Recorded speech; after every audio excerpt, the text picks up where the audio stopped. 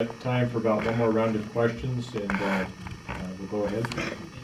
My name is David Lerman, and my question concerns issuing bonds. What is the last bond that was issued by the county? And like, for instance, to issue a bond, let's say to build a new library or something like that. Okay, the question is about bonds for a non-specific new project. So we start with Guy Satley this time. Well, with all due respect, we don't have counties. We've got 2 cities and a borough, and we're running for the borough assembly, 9 members.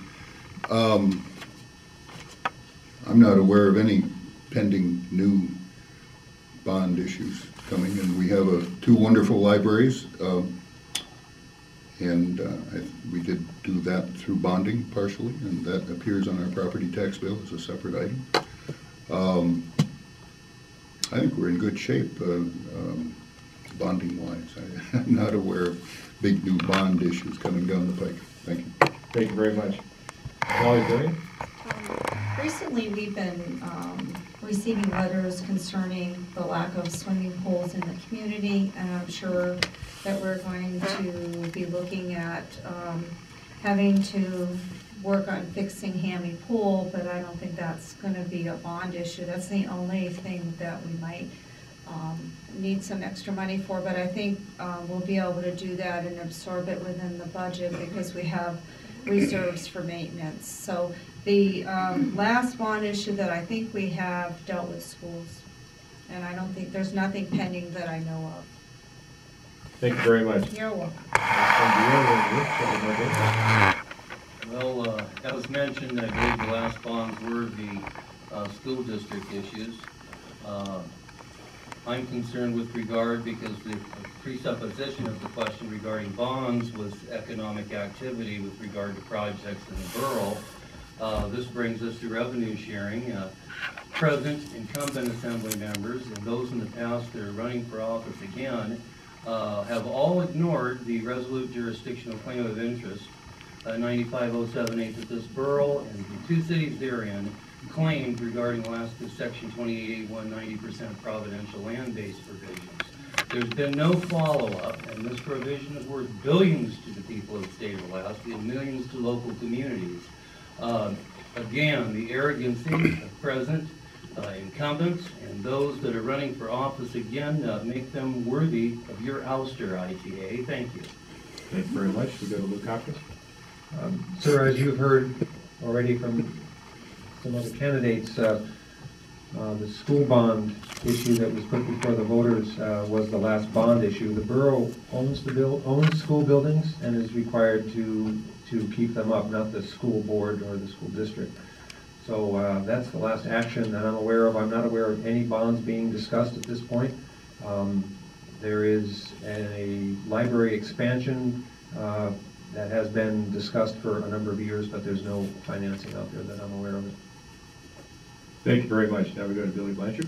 Yes, sir. Actually, I'm not aware of any large things. The last things I remember were the schools, and I believe it was Denali and possibly Nordale prior to that. So I don't think we have anything looming on the horizon that we need to be worried about a bond issue for. Thank you very much. Wolfgang Fox.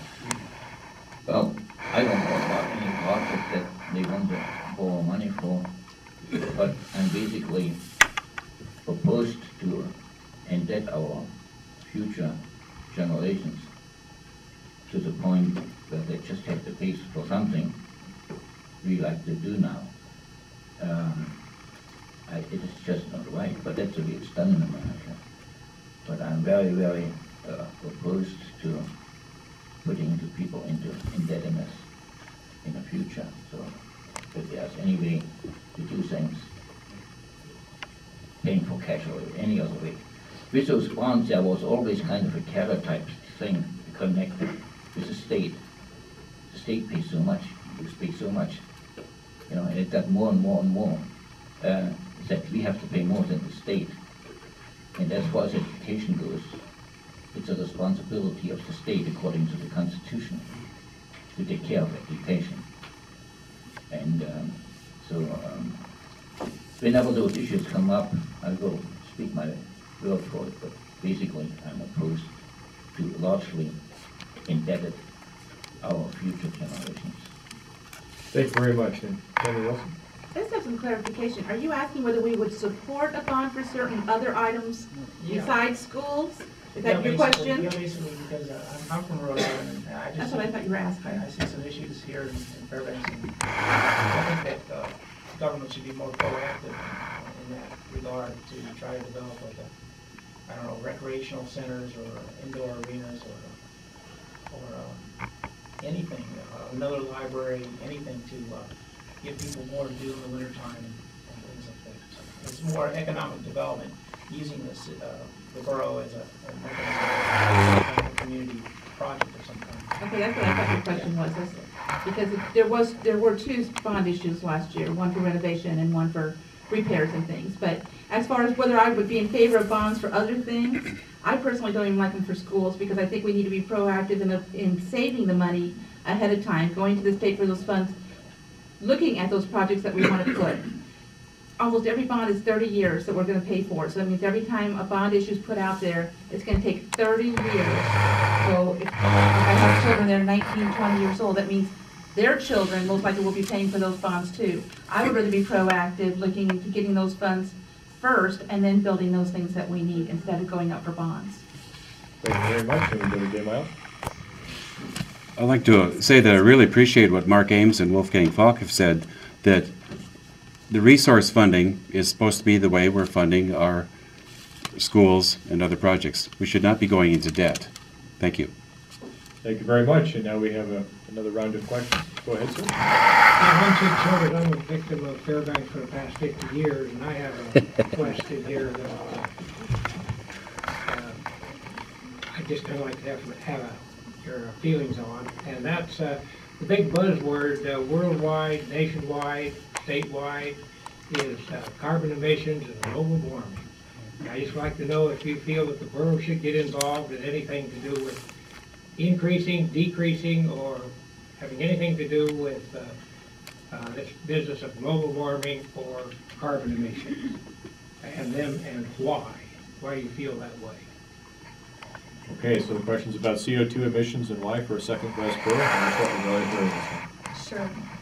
Well, we, at the budget this year, introduced a new employee whose sole job is to try to figure out how to save more money at the borough level with regard to energy use and consumption, and his job is dependent on him finding enough savings to pay for his job next year. And I think at the borough, since we're one of the larger employers and do spend a lot of money on fuel, electricity, etc., that it's our responsibility to be a leader in the community and try to do what we can to reduce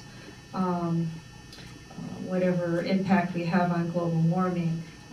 The mayor just recently, I finally convinced him that we should use the energy saver plugs that Golden Valley sells for $5 to any business, and so we're going to be trying to save some energy consumption there by installing these plugs that circulate the use of electricity a little bit different. There is a nationwide movement to look at this issue, and certainly no matter what's being caused, the cost of fuel is just too expensive to not look at it. Thank you. $3 a gallon before very long. Thank you very much. We're going to go over to Mark Ames.